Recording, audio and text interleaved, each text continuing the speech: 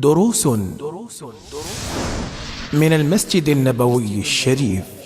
In English. In English. In English.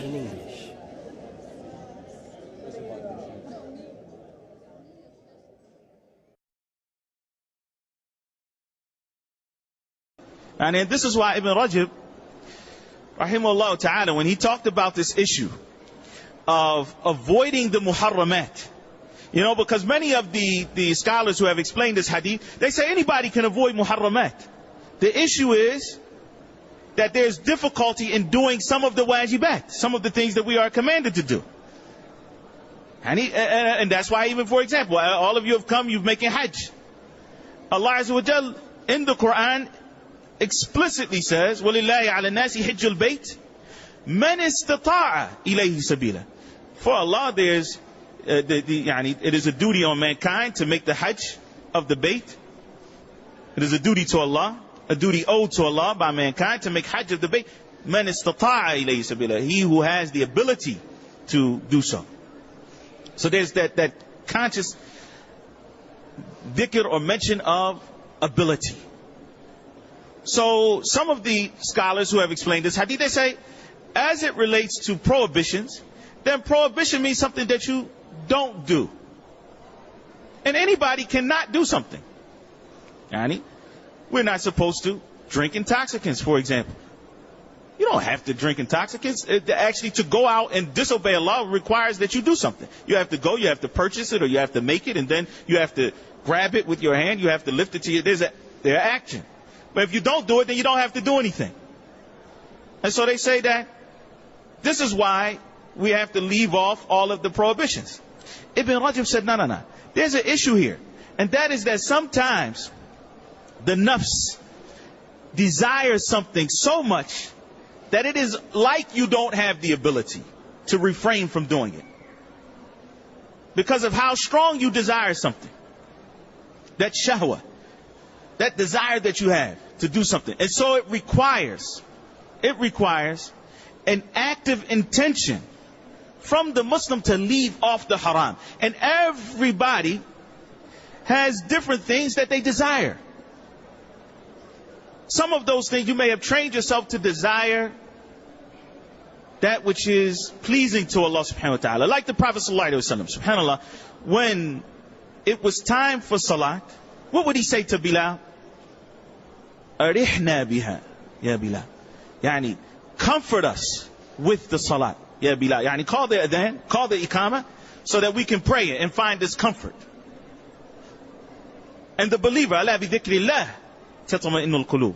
Is it not with the remembrance of Allah that the person finds tranquility? So some people, but the reality is that for many Muslims, and this was the reality of all of the companions, just about, is that they accepted Islam, except for the children of the companions, those who were born after the Prophet ﷺ was sent. All of them accepted Islam. And before Islam, many of them did things that were impermissible in Islam. So they used to drink intoxicants, and intoxicants are what? They're addictive. So it doesn't, just because somebody takes shahada and they become a Muslim, it doesn't mean that the next day they're not addicted anymore. And so it's a struggle. But it is a struggle that we have to go through. Because the Prophet sallallahu alaihi wasallam, as he said in this hadith, مَا نَهَيْتُكُمْ عَنْهُ فَاجْتَنِبُوا. Whatever I have prohibited you from, then distance yourself from it. So if, for example, you used to do something, or you did something, or you do something that is haram,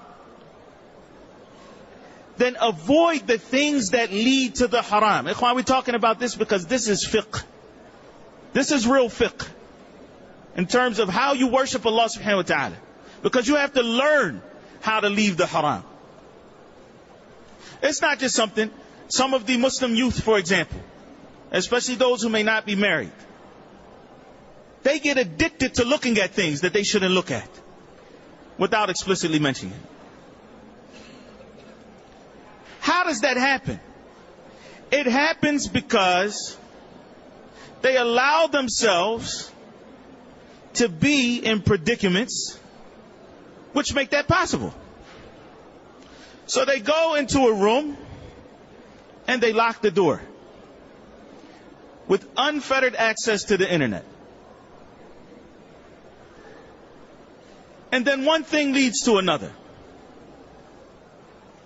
And then Allah al-Musta'an. But if they never went into the room by themselves, would that have happened? Absolutely not. La taqrabu zina. Don't go close to zina.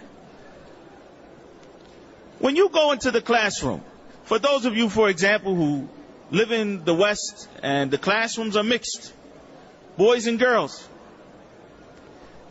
Tayyib Yaqi, nobody told you had to sit next to Jane and Mary. Go somewhere else. Sit in a different part of the class.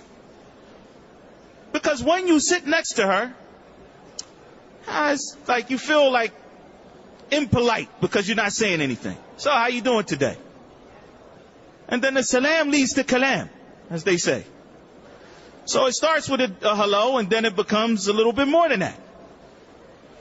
And then she needs help with the homework. Can't really meet her at the house. We meet at the Starbucks. We're not alone. Everybody's around. Starbucks a little crowded tonight. It's finals week. We can go back to my house. It's no problem. Parents are home. Next time, invited over. The parents aren't home. What do you have to? You see how it goes from one thing to another. It's never just somebody just commits zina, like, he just woke up that day and it just happened. Nah. There is a process involved. And that is why the Prophet ﷺ didn't just command us to leave it. He said, ijtanibu. Distance yourself from it. That means that you leave it and you leave off every single thing that would cause you to fall into whatever that haram may be.